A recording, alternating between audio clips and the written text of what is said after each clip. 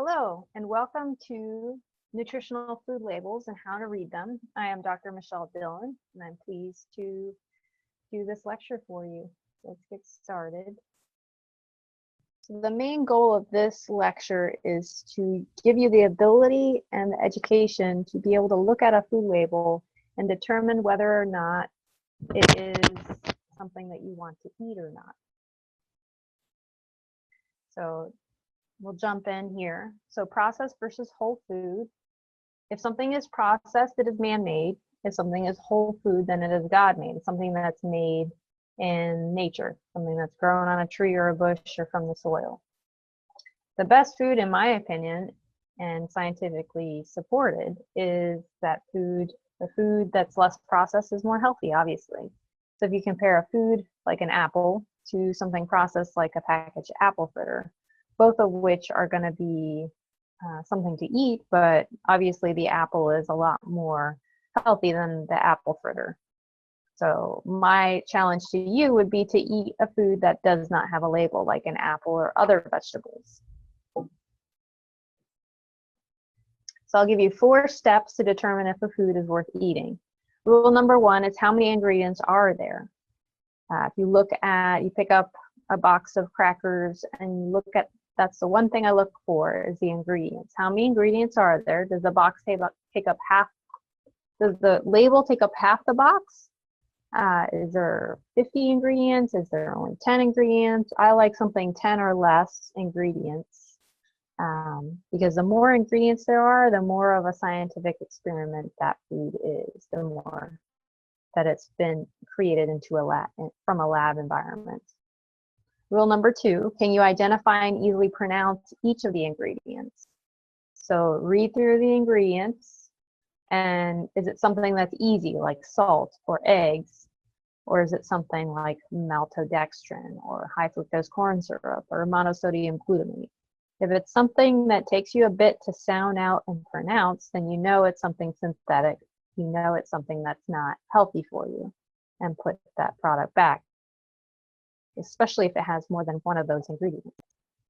So number 1, how many ingredients? Number 2, what are the ingredients? Can you pronounce them and identify them?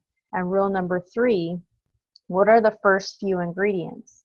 So the very, like, let's say the first 3 ingredients listed on a label are the 3 ingredients that make the most of the majority of the product is made from those 3 ingredients. So if the first ingredient is sugar, then you know this product has a really high amount of sugar, or the majority of this product is made out of sugar. If the first ingredient is egg, then you know the majority of that product is egg. So something to think about. For example, so this comes from gluten-free cookies. So gluten-free flour, cane sugar, semi-sweet chocolate, non-hydrogenated palm oil. So the fact that it's not hydrogenated is good. Water, cocoa powder, baking soda, salt, and vanilla.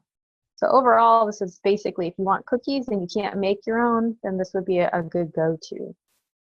And you know, since the first ingredient is flour, then the majority of that product is flour and sugar. Rule number 4, these are the toxic ingredients to look out for.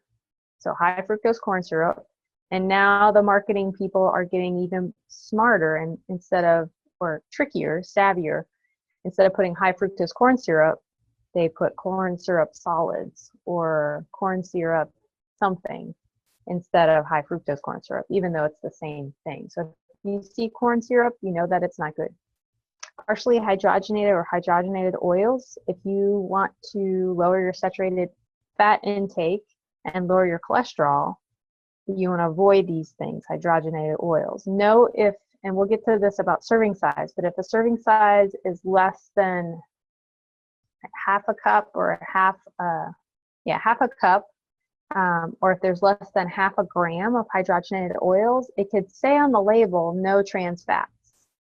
So if you see no trans fats, but you still see hydrogenated oils in the ingredients, you know that there is trans fats, or this product is not good for cholesterol, because If they can be tricky and change the serving size, and if the serving size has half a gram or less of hydrogenated oils, then they can put no trans fat. So always, always, always start with the ingredients. Look at what this product is made for and go from there. Because if it is some ingredients that are just garbage and very toxic to your body, then you do not want to be consuming these ingredients. Other things to look out for would be artificial food colorings and flavors like red 40, yellow 6. Monosodium glutamate is also neurotoxic, meaning that it's toxic to your neurons or your brain. These are things that you do not want. I once knew somebody in college that actually bought like a shaker bottle full of monosodium glutamate, put MSG on everything that he ate, and I'm like, oh my gosh, that's not good. Let's not do that. Some people that they can trigger migraines for them or headaches, so not so good. And then any other ingredients that takes you a little bit of time to say, like maltodextrin, which is corn sugar, sugar from corn, also not the greatest to consume.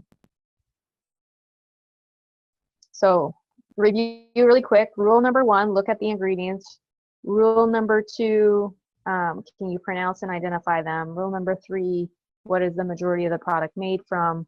Rule number 4, look for the toxic ingredients. Now we'll just look at the nutritional facts, the labels.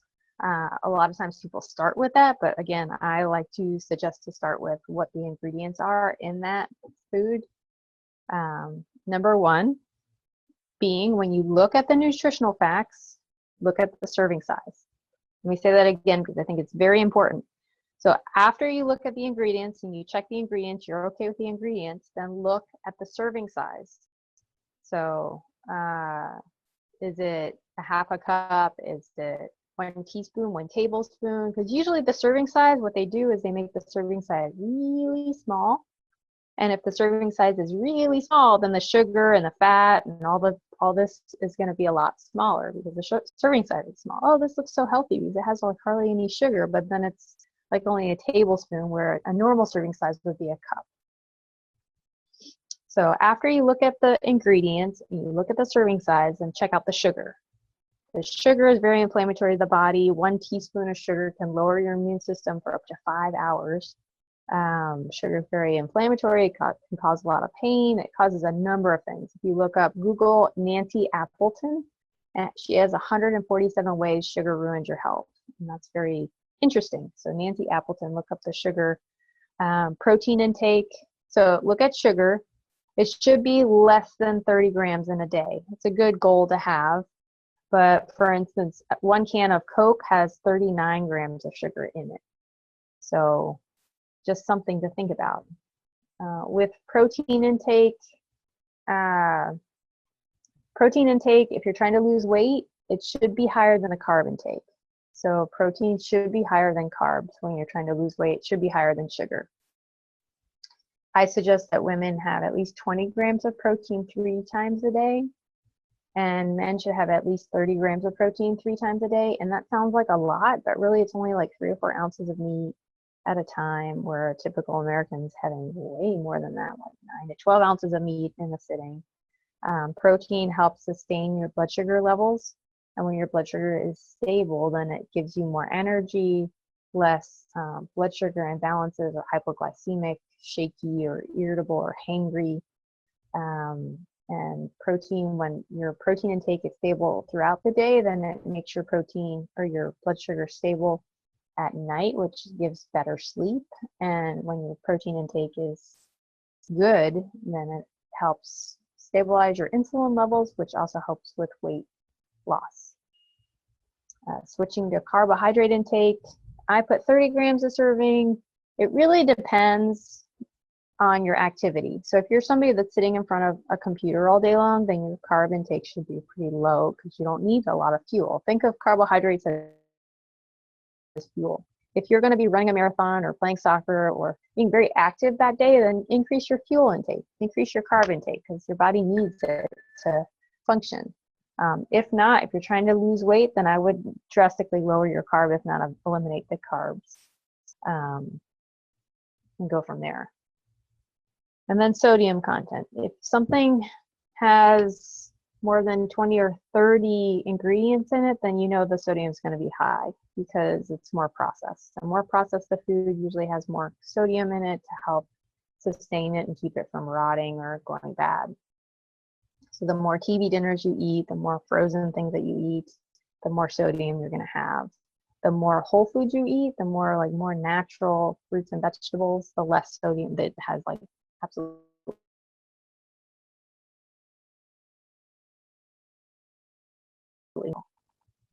That brings us to GMOs. I thought I should touch on this a little bit. GMOs stand for genetically modified organisms. And it's created when the scientists take DNA from one species and insert it into another, which never should happen naturally, obviously. It's something that happens in a lab. And again, something that happens in a lab that you eat shouldn't be eaten. There's something wonky about that, right?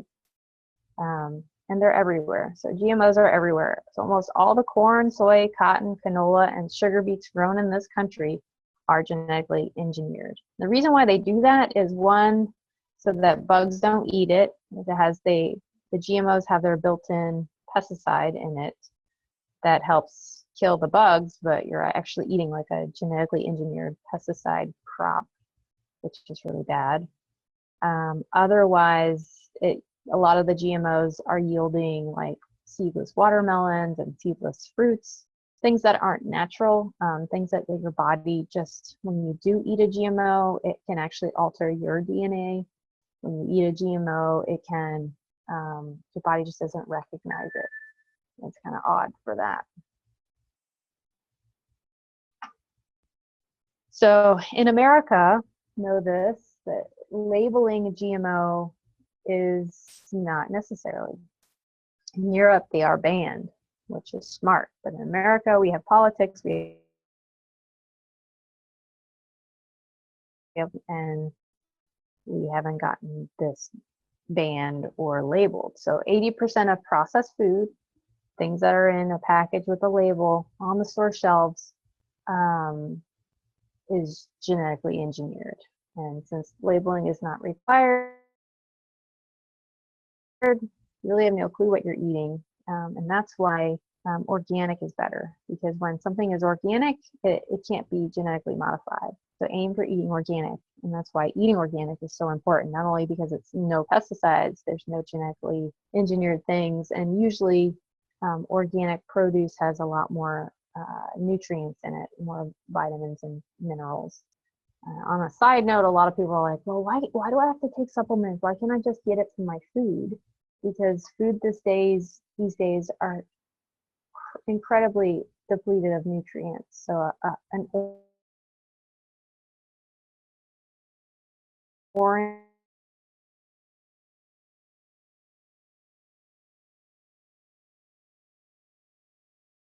today, it probably has about 5 milligrams of vitamins C. The amount of nutrients have drastically dropped. And so you eat a lot more of this produce in order to, you'd have to eat 10 times or 100 times the amount of oranges than you did in the 1950s. So here are the rules again. We're going to practice reading some labels. So how many ingredients are there? Can you identify and pronounce them? What are the first 3 to 5 ingredients? And then let's watch out for some toxic ingredients like corn syrup and monosodium glutamate and partially hydrogenated anything.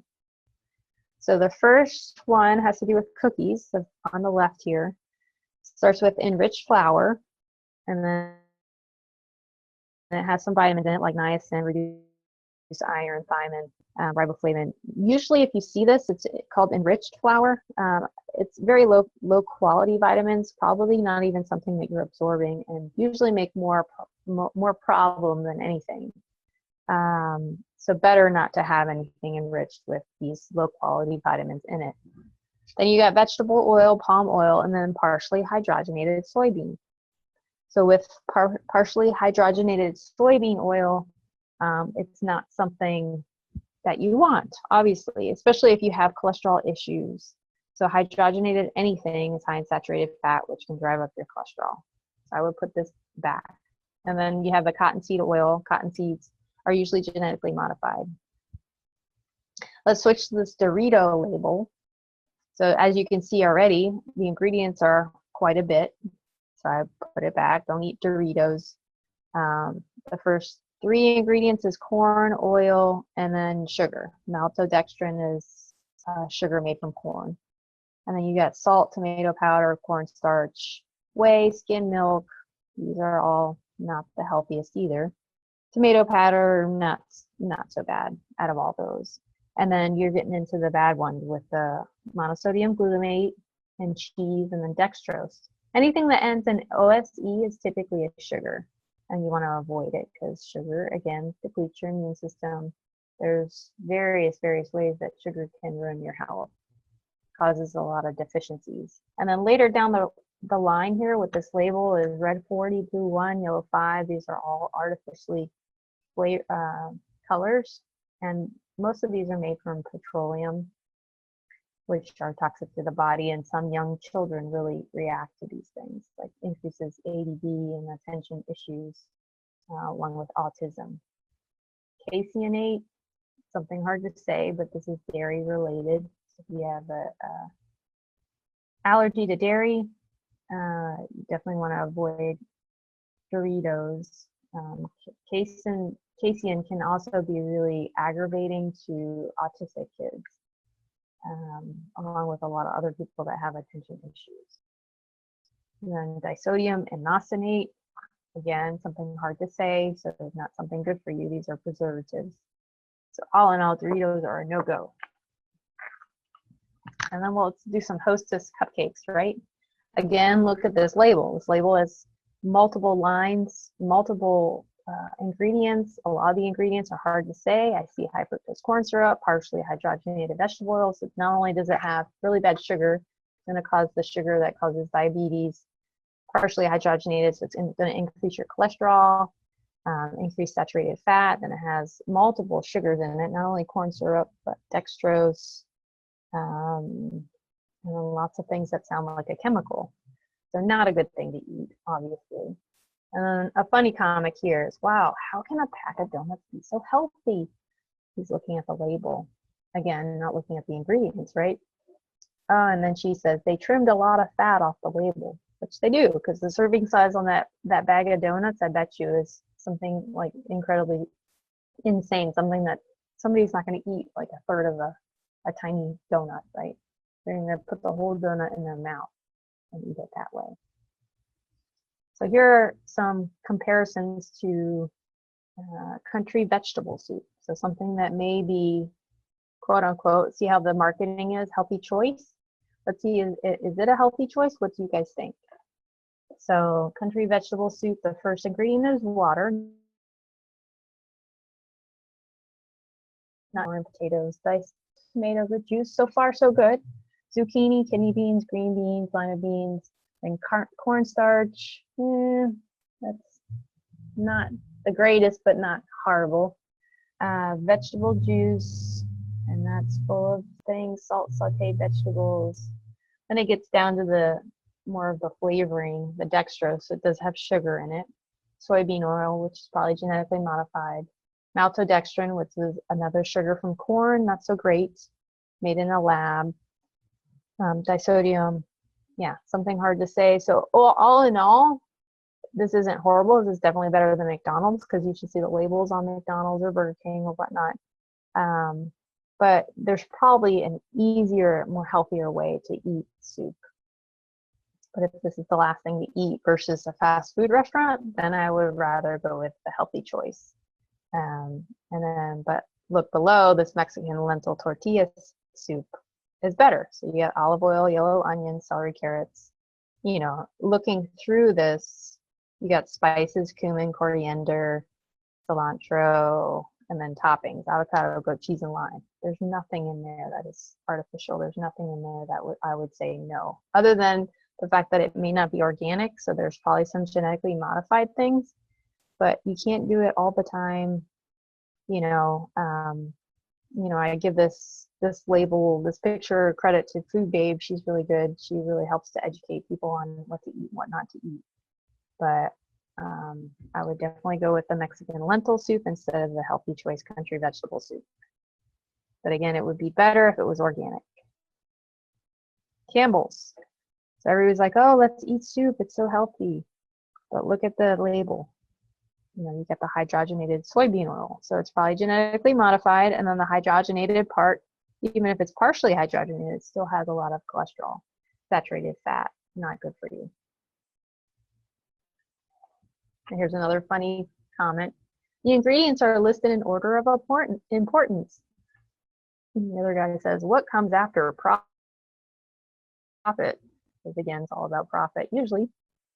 So let's review. Hopefully, I really, really hope that you got some good tips on knowing how to read a food label. Stick to the whole foods, the God food made foods that grow in the ground off a bush that aren't genetically modified, right? The organic whole foods. How many ingredients are listed? Can you identify and pronounce these ingredients? What are the first 5 ingredients in organic versus GMO? And watch out for those toxic, hard to pronounce things like corn syrup, partially hydrogenated, monosodium glutamate, things like this.